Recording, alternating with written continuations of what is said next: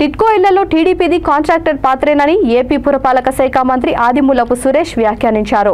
ప్రకాశం జిల్లా మార్కాపురంలో ఏర్పాటు చేసిన మీడియా సమావేశంలో ఆయన మాట్లాడుతూ అప్పటి టీడీపీ ప్రభుత్వమే టిట్కో ఇళ్ల పథకాన్ని అర్ధాంతరంగా గాలికి వదిలేసిందని ఎద్దేవా చేశారు. వారు పునాదుల్లోనే వదిలేసిన టిట్కో ఇళ్లను తమ ప్రభుత్వం పూర్తి చేసి లబ్ధిదారులకు అందిస్తోందని చెప్పారు.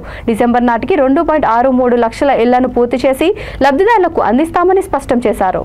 ఏవైతే మీరు 8 లొకేషన్లో మరి సుమారు 5,000 పైచలకు ఇళ్ళు అయితే నిర్మాణంలో మీరు మధ్యలో ఆపిపోయారో వాటికి కరెంటు కనెక్షన్ లేదు,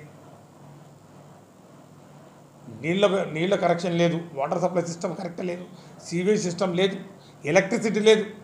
అవన్నీ ఉన్నాయా లేదు చెప్పండి, గుండె మీద చేసుకొని చెప్పమండి. ఈరోజు మేము అవన్నీ కూడా పరిపూర్ణంగా ముఖ్యమంత్రి గారు ఒకటే చెప్పారు, పూర్తి చేసి అవన్నీ ఇమ్మన్నారు. మౌలిక వసతులన్నీ పూర్తి చేసి ఇమ్మన్నారు.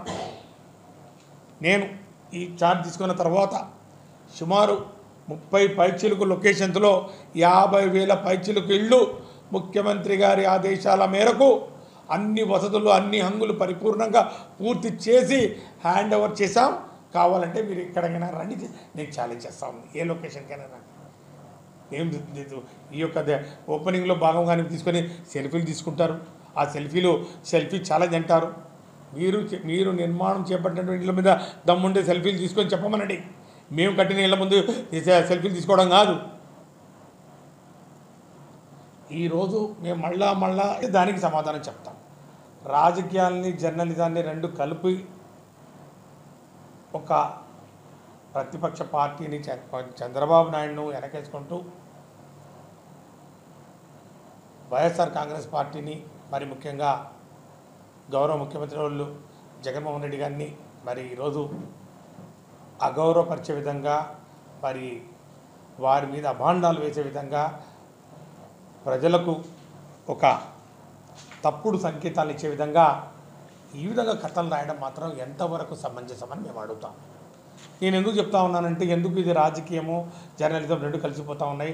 ఎందుకంటే వాళ్ళు వాడే భాష, వారు తీసుకున్నటువంటి ఆ యొక్క విధానం ఏదైతే ఉందో పదే చెప్తా వచ్చాం.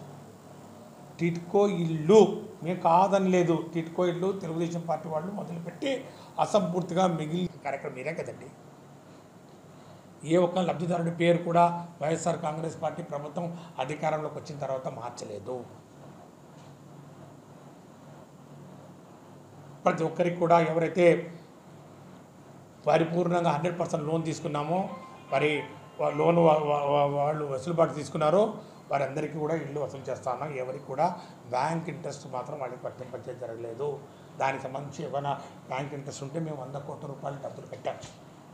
ఎందుకంటే లేట్ అయింది కాబట్టి, మొత్తం ముఖ్యంగా కరోనా పీరియడ్లో కొంచెం లేట్ అయింది కాబట్టి ఎవరికి కూడా భారం లేకుండా మరి ఆ ఇల్లు అందించడానికి ప్రయత్నం చేస్తున్నాం.